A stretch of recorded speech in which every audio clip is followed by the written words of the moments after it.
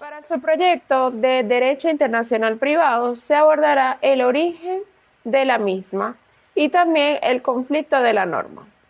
Por consiguiente, tenemos que este derecho internacional privado tiene un origen o realmente es una evolución. Para considerar que en nuestro país esto ha sido mixto, porque el derecho internacional privado tiene un origen diverso que a partir de lo que fue la costumbre mercantil histórica se fue creando este concepto de forma evolutiva, resultando de la interacción de fuentes históricas, normativas y doctrinarias. Ahora, ¿cómo explicar esto? A través de 6 elementos. A continuación, tenemos que la costumbre, estas sirvieron de base para las primeras soluciones de conflicto entre las leyes venezolanas y extranjeras. Para los tratados, tenemos que a lo largo de la historia Venezuela ha firmado diversos tratados que influyeron en el derecho internacional privado. Tenemos los tratados de extradición, los convenios consulares, los acuerdos sobre comercio internacionales, como también otras convenciones interamericanas y las convenciones de La Haya en diferentes materias, como las adopciones, sustracción internacional de menores o los contratos internacionales. Para la jurisprudencia, Venezuela ha desempeñado en el Tribunal Supremo de Justicia con un papel decisivo que ha interpretado lo que es la Ley de Derecho Internacional Privado y han fijado criterios sobre el reenvío, el orden público internacional y el estatuto personal. También han establecido reglas para conocer sentencias extranjeras, lo que le llamamos exequatur. Y en cuanto a la doctrina, los doctrinarios resaltantes como lo son Haroldo Valladares, Néstor París y Jorge Alberto Silva Caballero han analizado profundamente esta ley sobre los conceptos de estatuto personal, autonomía de la voluntad, el reenvío y factores de conexión.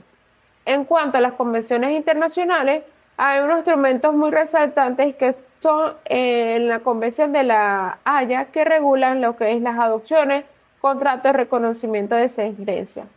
Para la ley interna venezolana podemos mencionar que es uno de los pocos países latinos que integran como autónomo en una ley del derecho internacional privado, basándose en lo que fue principalmente con el derecho civil venezolano en cuanto a las normas de domicilio, nacionalidad, capacidad, estado civil, aplicación de las leyes extranjeras y seguidamente con esta ley podemos resaltar los conflictos de leyes, aquellos conflictos de jurisdicción, el reenvío, como se mencionó anteriormente, el orden público internacional y el reconocimiento y ejecución de sentencias extranjeras. En las normas de conflicto, esto debe ser la regla que indica qué ley se debe aplicar cuando hay un conflicto entre las leyes. Y estas se deben clasificar, aquí les puedo decir, en 3 tipos, que tenemos las normas de conflicto sustantivas. Ellas se basan en qué ley se debe aplicar. En cuanto a las normas de conflicto de ley adjetiva o procesal, estas indican qué tribunal tiene competencia. Y en las normas de conflicto de derecho internacional privado, estas abarcan aspectos de ambas, tanto adjetivos como los sustantivos, y se regulan de manera conjunta. Por ejemplo, qué ley se puede aplicar, qué jurisdicción es competente, y para que pueda facilitar la resolución integral de conflictos derivados de la situación transnacional. ¿Qué sucede cuando hay conflicto entre las leyes? Tenemos una norma de conflicto que es la regla que debe regular esto.